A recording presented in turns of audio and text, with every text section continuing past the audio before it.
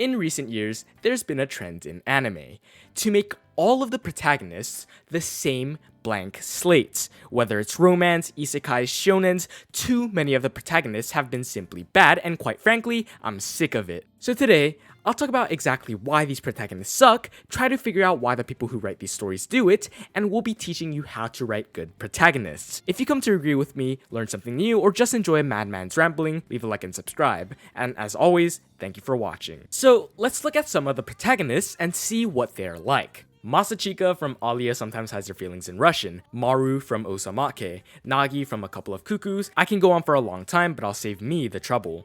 You get the type of protagonist I'm trying to talk about here. They are all the same character. What may slightly differ is the circumstances they are put in, causing them to react in different ways, but even if any one of them were switched with another, the show would not change. Sure, someone like Nukumizu from Makein has a really good supporting cast of characters, making him seem a little better, but he still doesn't really do anything. So what makes him bad? And conversely, what makes a protagonist good? These guys suck because they have a mixture of these traits. No character traits, no proactivity, and them being in the wrong genre or show. Let me explain. Character traits are the qualities that make up character. It's how you would describe the character. Now, how would you describe Nukumizu here? I'll wait. You can't. He doesn't really fit any of the common character traits. He's not smart, he's not quirky, he's not ambitious, energetic, dependable, honorable, humorous, charismatic. He's not even any of the negative traits. He's not aggressive, arrogant, cold, erratic, or gloomy. He's just like water. Maybe warm water, which is literally his name. Nuku meaning warm and Mizu meaning water. He's nothing. The female cast does some serious heavy lifting to make the show watchable. I guess he's slightly kind, but even so, I'm reluctant to call him really kind because he's not actively kind, he just has common decency. One trap that many writers fall for is to just give them a backstory and call it character. Tanjiro getting his entire family killed is not character. How he reacts and how it shapes him is character. Him being traumatized but persevering and ambitious to beat Muzan is a direct result of his backstory, but his backstory itself is not character. How the characters react must also be somewhat in line with their character. They should react that way due to their already established character. Could it shape them and cause them to feel different things? Yes, but it must still be somewhat adjacent. You can't be left thinking, where the hell did that come from? Tanjiro, the earnest kind boy he is, through his compassionate nature, vows to kill Muzan, not as revenge necessarily, but out of empathy for others. He doesn't want anyone else to go through what he did again. That's in line with his character. I speak of Tanjiro, but I'm also not saying that the character traits have to be positive. Having conflicting personalities and having flaws in the character actually makes for a very compelling main character. I think it heightens it a lot. Maybe it's even necessary. A character must be flawed. What they lack is just as interesting as what they have. Whether it's physical or mental, they have to have something that makes them face trouble. Having an all-good protagonist or character makes it for a somewhat lame story. For example, a silent voice. Now, I love the movie and many of the themes it presents do hit deep. They also do emotion very well through many motifs and symbolisms, which I'm a sucker for. I think the main character is great. Shoya is flawed. He hates himself for what he did in the past, but he wants to be redeemed. He knows what Shoko has been through and has developed empathy.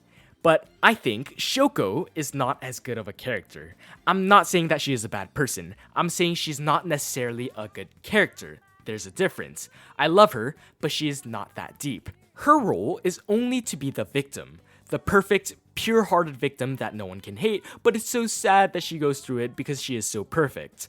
I don't think that's a good thing from a literary standpoint. Give her some flaws. Don't make her always a victim. Give her something bad. My favorite scene from the entire movie is the only one that somewhat plays with this. It's the one where the two are fighting as kids. She blows up and starts flailing and fighting him while crying. It's uncomfortable, and we finally see some of the bottled up emotions that aren't completely good. She gets angry, she gets hateful, and I love that. That makes her so much more interesting. Sadly, for the rest of the show, she doesn't really get much depth. She remains the simple, pure, lovable girl. This is also why pure evil antagonists are often not as compelling. Let's look at the same show. Naoka is just pure evil for the sake of it. She is not interesting at all and just plays a role in being the bitchy one that abuses the victim. She is just as bad as Shoka from a literary standpoint. The only difference is that their character traits and roles are the opposite. One is always oh so good, and one is always pure evil. Ha ha ha. So, a character doesn't always only have to be associated with good qualities. They can be bad, they can be bitchy. That's not what ultimately determines a character's quality. Also, being a whiny, bitchy, unlikable asshole is still character. So why is someone like Kazuya from Rent-a-Girlfriend a bad character? Well, it's because of the following reasons. Firstly, he is not proactive. He doesn't work to achieve his goals. He wants to get with a girl, well, he does nothing to get the girl. Everything that ever happens in the show is due to some extraneous factor. For a character to be good, they don't have to be good people, they don't have to be likable, but they have to be proactive. Look at Walter White from Breaking Bad. I know it's not anime, but bear with me.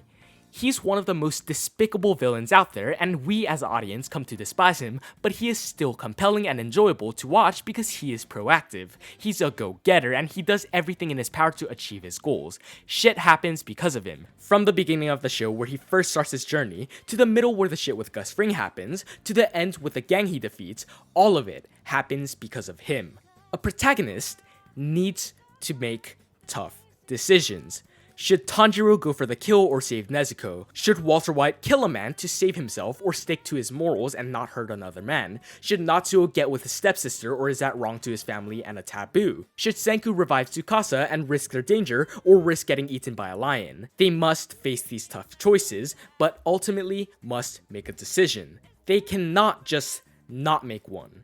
For Kazuya, he starts by jerking off while ugly sobbing to hiring Chizuru, then telling her to fuck off, just to then have something happen to his grandma, which she acts as his girlfriend for. He meets red-haired girl because Chizuru does something. He meets short-haired girl by coincidence. Short-haired girl likes him just because. Mommy wants to get back with him because she's a bitch, not because of him.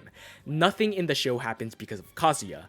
That's a problem. A protagonist's influence should be irreplaceable. Shit shouldn't just happen to the protagonist. Shit should happen only because of what the protagonist does. Kazuya falls for one final problem. He is in the wrong genre or show.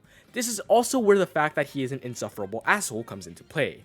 A protagonist should always fit the show. In Rent-a-Girlfriend's case, they're trying to do a wish fulfillment, feels good romance where we are supposed to root for the hero and heroine to get together. Sadly, we can't root for him if he's a vile piece of shit. You must know what you want your audience to feel. Do you want them to feel disgusted? Then make a disgusting character. Do you want them to feel good and happy? Make a good-natured character. I think Domestic Girlfriend is a great example of this. Natsuo isn't the best. He's not the most mature or kind, he can be selfish and make stupid mistakes sometimes, but I don't think the show is supposed to be a feels-good happy romance. I think it's supposed to be about him making mistakes in his youth and growing up. So in that case, making a flawed character is fine. On the other side, making a perfect, virtuous protag wouldn't work for something like Domestic Girlfriend or Oyasumi Punpun. The shows are about how flawed people react and change due to it, so making them good from the start defeats the entire purpose. That's why many of the modern protagonists just aren't that good. Song Jin-woo is proactive and he works to level up and reach his very defined goal of helping his mother, but he just doesn't have that much character to him. He's edgy and that's it. Many of the bitchy harem protags have character. They're whiny, bitchy, and pervy, but they have no backbone whatsoever, and they're as far from proactive as it gets. I would also argue that they don't suit their shows, as the audience is often supposed to root for these people to get with the girl, which is made impossible due to how insufferable they are. So, if a character is supposed to grow, show it. Make him flawed. Are they supposed to be angelic and all good? Make them that then. So now, we've established the problem and have talked about how these protagonists suck, but still not why. The writers must know these things, right? I mean, they write for a living, these people are better writers than me, so why do they do this? Many people would say that it is to make them more relatable, but a relatable character is not necessarily one that is bland. I get that many of the terrible qualities I've stated are closely related to wish fulfillment power fantasies and people want to live these things, but the problem with that is that by making the characters have no character whatsoever, it's made impossible to relate to them because they have no Character. You don't always have to be able to relate completely to a character. That's also not why we watch or read media. We read partly to get different perspectives, whether we come to agree with it or not. A character can be relatable without being a complete copy of the average person, which is what they seem to be trying to do. Let's look at Light Yagami from Death Note. He's evil and will work based on his ideals. He's not completely relatable. I mean, we can't excuse or understand killing hundreds of people, and I will never get it. But he is also made somewhat relatable because we see his standpoint. The world does indeed have a problem and needs some reforming. Just how exactly to do it may be where we disconnect. And who is to say that with that amount of sudden power, we ourselves may not stray as he did? Naruto has motives, ideals, and character. He's not exactly grounded, but we are still able to relate. All of us, we feel like the underdog at times. There are things we strive to achieve through his level of dedication. I may not be a similar person to Naruto, but because I'm human and I have empathy, I can relate to many of his attributes. Making the protagonists bad like that, to me, doesn't seem like the author's trying to be relatable. I think they are just being plain lazy. It's also not a matter of success and what the audience demands, because for the longest time, the most successful protagonists have been the one with plenty of character. Goku, Naruto, Ichigo, these are the big three and its grandfather. They're the four biggest and most iconic characters, and guess what? They all have character. So it really seems that people writing these shitty protags are really just being lazy with the excuse of, oh, but everyone else is doing it. So, how exactly would you write a good protagonist? Some might say that you must make them relatable, some may say that they need to be likable, and while those can be true at times, they aren't true all the time. So, I'm establishing a golden rule for writing protagonists here. They must be all three of what I mentioned earlier. They must have defining traits, they must be proactive, and they must fit the goals of its show. And if any one of these are not met, you get a bad protagonist.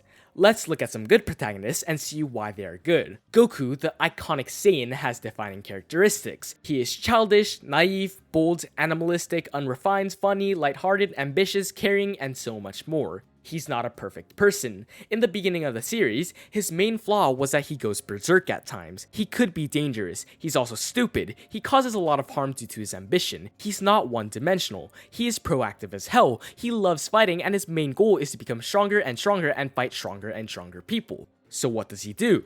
He does things to make these come true. He constantly trains and asks people to fight and train with him to achieve his goals. He personally talks to Zeno to start the big tournament. He personally wants Whis to train him, so he asks, and he fits the genre perfectly. He embodies the childish freedom and carefreeness that he is meant to represent. He is supposed to be exactly what Toriyama envisioned. In a way, this is self-awareness, and it's at it again, making its way into just another part of anime. Self-awareness really is king. Let's look at Senku from Dr. Stone. His traits are that he is smart, charismatic, sleazy, kind of an asshole at times, but caring, ambitious, and much more. Senku is also not a perfect person. He is arrogant, and that sometimes causes him some troubles. He is also physically weak and doesn't have the raw strength Tsukasa does, which causes the conflict in the first season. He wants to revive the whole world, and the whole show is about him being proactive and making tough choices to make his goal happen. And he is a perfect match for his show. He is supposed to be funny, somewhat sleazy, but a genius who cares a lot about people. The girls from A Place Further Than the Universe. They each have defining characteristics. I'm only gonna list a few for each one because there's so much about all of these characters. Kimari is naive, lighthearted, kind of ditzy, and caring. Shirase is passionate, caring, kind of shy, awkward, but strong. Hinata, best girl, is bright, charismatic, funny, and witty. And Yuzuki is shy, awkward, stiff, lonely, but caring. They are all proactive. All of them work towards their goals, which ultimately would be achieved by going to Antarctica. Kimari and Hinata to go on an adventure to really signify their youth. Shirase to find her mother and experience for herself the world her late mother was so passionate about. And Yuzuki to forge a stronger bond with her friends. And they all do whatever they can to make this happen. Hinata, Kimari, and Shirase were the ones to do all of the research and find out how exactly they can go to Antarctica, how they can make it work financially, and how regular civilians can also take part in this treacherous journey. They do the training necessary and figure everything out themselves. They reach out to Yuzuki's agency to let them in. They befriend Yuzuki and try to convince her to go. And Yuzuki agrees because it aligns with her goals as well. And of course, they all fit the goal of the show, a feels-good, lighthearted, cute adventure story. The characters are all lovable and ambitious, and they're so goddamn damn adorable, making us want to root for them and happy for them when they succeed. That is the goal of the show. These are really good protagonists. I'd even say that they are perfect. And it's also not like they have no flaws as people. Shirase is awkward as hell and she's arrogant. Kimari is very naive. Yuzuki has trouble expressing herself, is very antisocial, and can seem cold at times. Hinata honestly doesn't have that defined of a flaw, which is why I think she is one of the flatter characters in the show from a literary standpoint, but she is just too lovable for me to think anyone else is best girl. And that, once again, is the main point of the show, for them to be lovable and cute, which is why I think she's still not a bad character per se. There's also one genre of anime that may seem a little bit different from the others, but I don't think it is: comedy and slice of life. Firstly, the characters must still have traits. They must be funny, witty, and a mixture of other things. They must have flaws, and those flaws can often make for a great comedy by themselves. Their traits must cater to what type of show it is. Mukoda from Campfire Cooking in Another World is supposed to be the caring, nurturing, somewhat timid regular dude in a whole new world. Saiki from Saiki K is supposed to be cold and stoic, but still absurd. Umaru from Himoto Umaru-chan is supposed to be the gremlin little shit she is, so those two aspects are the same. But the ambition and proactivity part is where it may seem a little bit different. Because for these types of shows, there often doesn't seem to be a set goal for the characters, but I think there always is. Kaguya and Shirogane from Love is War have the goals of making each other confess, which they work hard for. Saiki just wants to live a normal life, which is why he takes measures to avoid his eccentric classmates.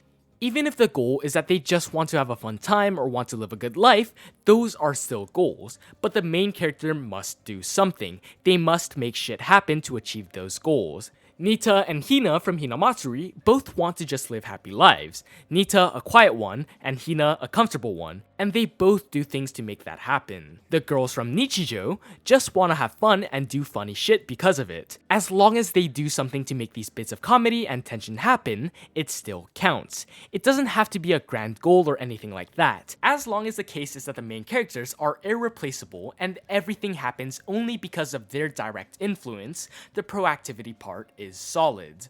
So, if you only take one thing from this video, make it 3 things. The golden rule of writing anime protagonists. Give them defining traits and some sort of flaw that creates tension. Make them proactive. Make it so that everything that happens in the show is only possible with their influence. And finally, self-awareness. You must know what character is suited for what you are going for. If you want a shady protag to dunk on, do that. If you want a cute lovable one, do that. If you want one that you can root for, give him traits that make the audience want to root for them. And yeah, there you have it. My name is NoahBoahCoah, and you may not think so, but yeah, I guess you could say that I am what they call a cool, nonchalant, edgy protagonist. And thank you for watching, you bakas.